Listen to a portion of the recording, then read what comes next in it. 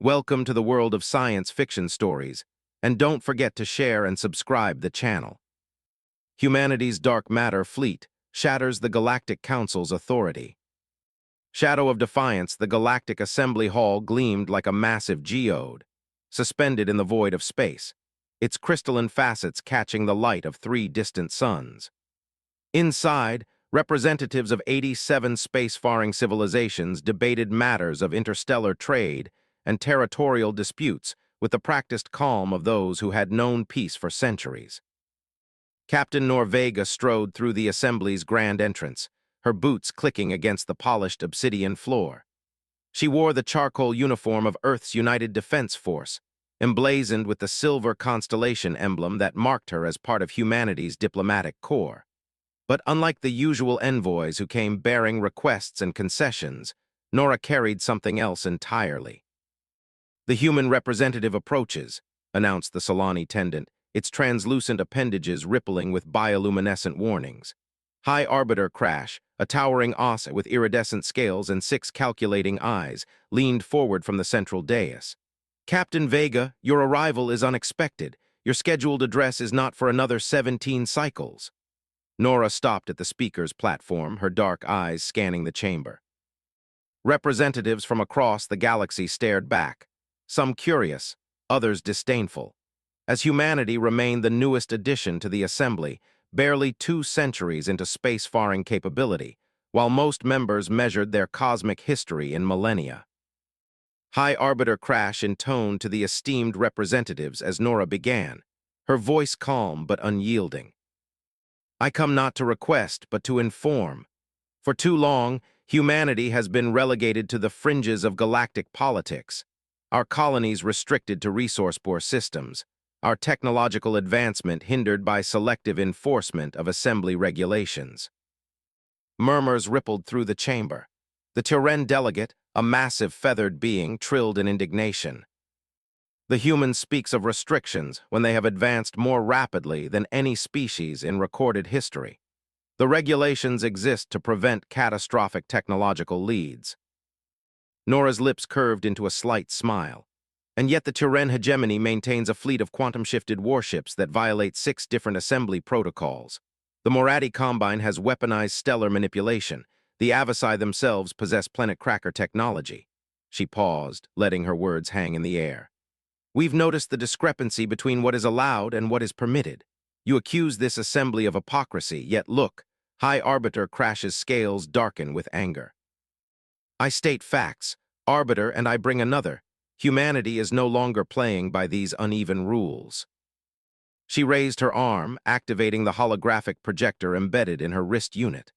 Above the chamber, a 3-dimensional image materialized, a fleet of ships unlike any the assembly had seen. Their hulls were midnight black, absorbing rather than reflecting light. Their shapes were fluid, and predatory energy signatures pulsed along their lengths, distorting the very space around them. The Meridian Fleet, 17 capital ships and 42 support vessels, powered by what we call shadow drive technology, what you would call dark matter manipulation. The chamber erupted in chaos.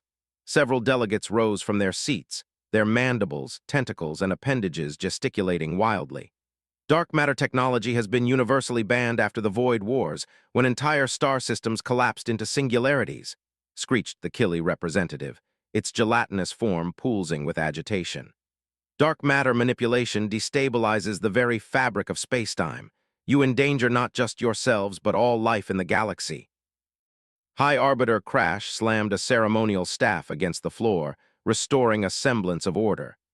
"Captain Vega, if what you present is real and not some elaborate deception, you force the assembly to consider humanity a threat to galactic stability. Such technology is prohibited for a reason. Its consequences cannot be contained." Nora's expression remained impassive.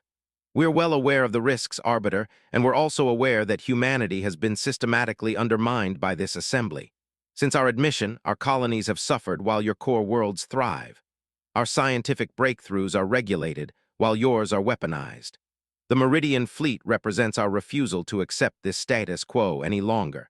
You speak of resistance when you should speak of annihilation." A delegate from the Psi consensus, its voice like rustling leaves, added, "If these abominations exist as you claim, the combined forces of the Assembly will have no choice but to eliminate them, and possibly humanity itself." Nora's eyes hardened. "The fleet isn't here for your approval, delegate. It's here as a notification." As we speak, the Meridian vessels are moving into strategic positions throughout Assembly space. Not to attack, not yet, but to demonstrate that humanity will no longer be confined or constrained. The Assembly Hall fell silent, the weight of her words pressing down on every being present. High Arbiter Crash's scales paled to an ashen gray. "This is not a negotiation," Nora continued. "This is a recalibration of power. The Assembly has 24 Earth hours to acknowledge humanity's full sovereignty, remove all restrictions on human expansion, and grant us equal access to all technological exchanges. The alternative is a demonstration of what dark matter technology can accomplish when applied with precision." "You threaten war," the Arbiter said, his voice hollow with disbelief. "I offer a choice." "Equality or consequence," Nora corrected. She turned to leave, but the High Arbiter's voice stopped her. "Captain Vega, surely you understand what you've done today. Even if we were to accede to your demands, the trust between humanity and the Assembly would be irreparably damaged. You would forever be viewed as a potential extinction-level threat." Nora looked back over her shoulder. "Better to be feared than exploited, Arbiter. You've had 2 centuries to treat us as equals. Now you'll have 24 hours to decide if you can live with the consequences of your failure." As she walked away, the Assembly erupted again, this time with an undercurrent of fear that had never before permeated these hallowed chambers. Nora kept her pace steady, her expression neutral, betraying none of the turmoil within. What she had just done would either secure humanity's future or condemn it to oblivion. Outside the chamber, in a service corridor rarely used by dignitaries, a shadow detached itself from a maintenance alcove. Nora's hand moved to her sidearm but relaxed when she recognized the figure. "They believe you said?" inquired the newcomer, a slight human man with pale eyes and a face that seemed designed to be forgettable. "They should," Nora replied. "The hologram was perfect, not just perfect, it was terrifying." The man fell into step beside her. "The Assembly security protocols are already activating. 7 battle groups have been placed on high alert, and the Avasai are evacuating their leadership from the station." Nora nodded, and the other part confirmed. "There's movement in the dead zone. Whatever's been hiding out there, your little speech just made it nervous. We're tracking unusual energy signatures consistent with your report." "So I was right." "You were right," the man agreed. "Something been watching us from beyond the Assembly's borders, something that made the Assembly deliberately keep humanity weak and divided." Nora's jaw tightened. "How long do we have?" "Hours. Maybe the Assembly's too busy panicking about your imaginary fleet to notice the real threat assembling at their doorstep." They reached a small, unmarked shuttle bay where a nondescript transport waited. Nora paused before the entry ramp. "Is the Horizon actually ready?" she asked, referring not to a phantom fleet but to humanity's one true technological marvel, a ship that had cost Earth everything to build in secret. The man nodded. Admiral Chen said, "It's as ready as it'll ever be. One ship against whatever's coming might not be enough, but it's all we've got. One ship with the only actual dark matter drive in human possession." Nora corrected, "It'll have to be enough." She glanced back toward the Assembly Hall. "I've just made myself the most hated human in galactic history, Eli. Let's make sure it wasn't for nothing." As their shuttle detached from the station, alarm klaxons began to sound throughout the Assembly complex, but none of the panicked officials rushing to emergency shelters noticed the small transport slipping away, nor did they detect the massive objects moving through the darkness at the edge of their territory, objects that had been waiting, watching, and were now revealing themselves at last. The real war was about to begin, and despite Nora's bluff, humanity stood alone against it. Eclipse Protocol. Admiral Helena Chen stood on the observation deck of Earth Orbital Command, her weathered face reflected in the reinforced glass as she gazed at the gleaming vessel suspended in the construction cradle below. Unlike the fictitious ships of Captain Vega's hologram, The EDS Horizon was a technological masterpiece grounded in brutal reality, humanity's desperate gamble against extinction. "Status report," she demanded without turning from the view. Colonel Tita stepped forward, his uniform crisp despite having worked 30 hours straight. "Dark matter containment is stable at 98%. Weapon systems are online, shields are at full capacity, the crew is aboard and ready for deployment, and our guest, the KTHNR observer, is secured in the diplomatic quarters as agreed." Chen nodded. The KTHNR had been the only assembly species to secretly ally with humanity, recognizing the threat lurking beyond the galactic rim. Their advanced sensors had first detected the anomalies 3 years ago, but the Assembly had dismissed their warnings as paranoia. "Any word from Captain Vega?" "Her shuttle has cleared Assembly space and is en route to the rendezvous point. ETA 4 hours," replied Chen, her dark eyes now sharp with determination. "Begin final preparations for departure. Activate Eclipse protocol across the solar system." Humanity held its collective breath. For 2 centuries, they had struggled at the margins of galactic society, their expansion restricted, their innovation stifled. The official narrative claimed these restrictions were for their own good, because a young species needed guidance and protection from its own ambition. Few questioned why humanity alone faced such severe limitations. Now they knew the truth. They were being contained, deliberately kept weak by design, in the depths of space beyond the Assembly's carefully monitored borders. Something ancient had awakened, the Harbingers, as the Kethnar called them, a race so old they had witnessed the birth of the current galactic arm. They moved through the void like predators, harvesting entire civilizations when they grew too powerful, too threatening. The Assembly hadn't been protecting the galaxy from humanity. They had been protecting the galaxy from the attention humanity might draw. The horizon detached from its cradle, tall and gleaming with the dull sheen of materials never before synthesized by human hands. At its core pulsed the shadow drive, the only functioning dark matter engine humanity had managed to create. Unlike the fictional fleet Captain Vega had presented to the Assembly, this single ship represented the culmination of Earth's scientific achievement, built at a cost that had nearly bankrupted the unified government. "All stations report ready," announced Colonel Tita, awaiting final authorization. Admiral Chen placed her palm on the security scanner.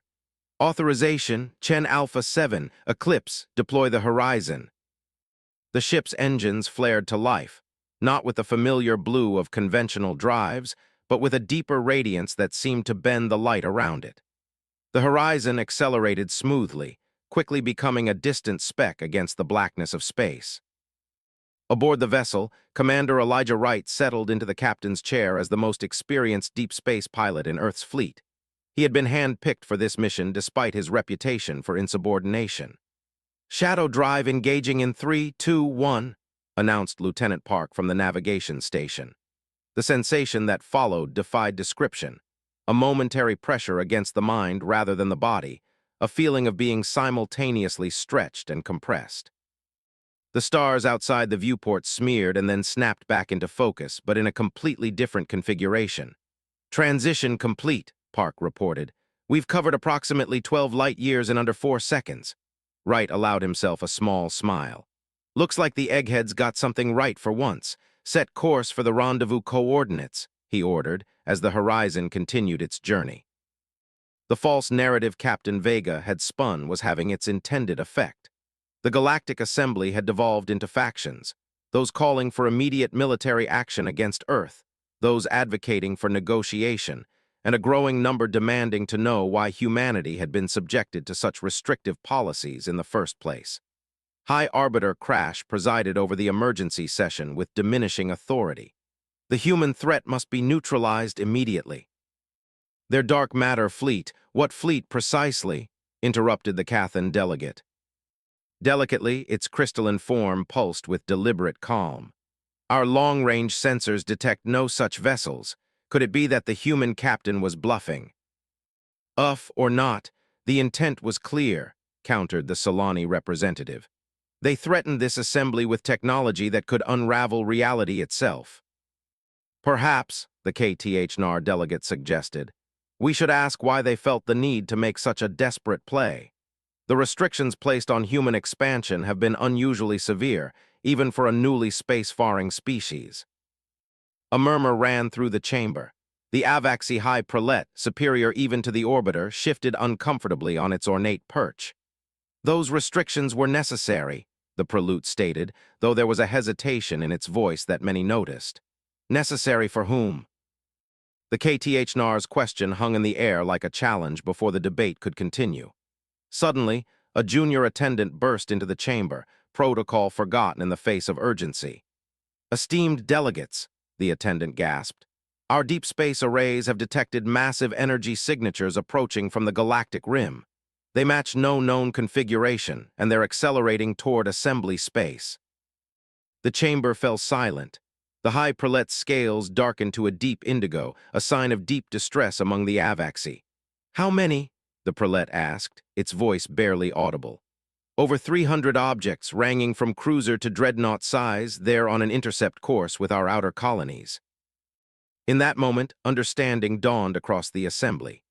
The human captain's theatrical display, the sudden revelation of non-existent dark matter ships, hadn't been about intimidating the assembly at all. It had been about drawing something else out of hiding at the rendezvous point, a lonely stretch of space far from any charted system, where the horizon waited. When Captain Vega's shuttle finally approached, Commander Wright personally greeted her in the docking bay. "Quite the performance you gave, Captain," he said as they briskly walked toward the bridge. "The feeds from the assembly show they're in complete disarray. Did it work?" "Are they coming?" Nor asked, ignoring the compliment. "Oh, they're coming, all right. More of them than we anticipated. The Keithnar observer is analyzing the sensor data now." On the bridge, the alien stood out starkly among the human crew, nearly 7 feet tall with a translucent crystalline body that refracted light in hypnotic patterns. It turned as they entered, its faceted head inclining in greeting. "Captain Vega," the KTH-NAR said, its voice resonating like struck crystal, "your stratagem was effective. The entities my people have long feared are now fully committed to their approach." Nora studied the tactical display. "How long until they reach assembly space?" "Approximately 18 Earth hours. They have accelerated significantly since your announcement to the assembly. They believe the galaxy's species are developing dark matter technology, a capability they cannot allow to mature, which is exactly why the assembly has kept us technologically stunted," Nora said bitterly. "They've been appeasing these harbingers for millennia, sacrificing emerging civilizations to keep the peace." The KTH-NAR's crystalline body dimmed slightly. "My people attempted to warn the assembly centuries ago. We were dismissed as alarmists, relegated to the political margins. When we detected your species' unusual potential and saw how the assembly moved to contain you, we recognized the pattern." Commander Wright frowned at the tactical display. "We have one ship against hundreds. Even with the shadow drive, those aren't odds I'd bet on." "The horizon was never meant to fight them directly," Nora reminded him. "We just need to get close enough to deploy the beacon." The Kethan moved to a specialized console, its crystalline appendages interfacing with the controls. "The quantum beacon is primed. If your scientists' theories are correct, it will disrupt the Harbinger's unique subspace field coherence. And if they're wrong, we'll have front-row seats to the end of human civilization," Wright added grimly. Admiral Chen's face appeared on the main view screen. "Captain Vega, Commander Wright, the Assembly has just contacted Earth. It seems they figured out what's really happening. Are they mobilizing their defense forces?" Nora asked. Chen's expression was grim. "They're evacuating their core worlds. The Avasai High Council has admitted they've known about these entities for thousands of years. They've been sacrificing emerging civilizations to keep them satisfied, including us." Anger flashed across Nora's face. "So they were just going to let us die?" "Not all of them," Chen replied. "The KTH-NAR have publicly broken with the Assembly. They're sending what ships they can to support the horizon." The Keithnar observer's body brightened. "My people understand that if we continue this cycle of appeasement, eventually none will remain to stand against the Harbingers." Commander Wright checked the tactical display again. Keithnar vessels are fast, but they won't reach us before the Harbingers arrive. We're still on our own for the initial engagement. Nora squared her shoulders. Then we'd better make it count. Prepare for Shadow Drive jump. We're intercepting the Harbinger fleet before they reach assembly space. As the Horizon prepared for its desperate mission, the truth about humanity's place in the galaxy was finally revealed to Earth's billions. They had never been restricted out of caution or protocol. They had been cultivated as a sacrifice, a civilization to be offered up when the ancient predators came hunting again. But humanity had refused its assigned role. With a single bluff about fictitious warships, Captain Nora had forced the Harbingers to show themselves prematurely. With one real ship carrying revolutionary technology, humanity would attempt what the Assembly had never dared: fight back against the darkness that had kept the galaxy in fearful submission for eons.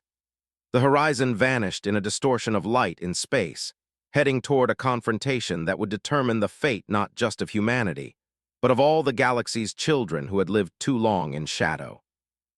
The war for survival had begun, and for the first time in cosmic memory, the Harbingers would face an enemy that refused to be harvested.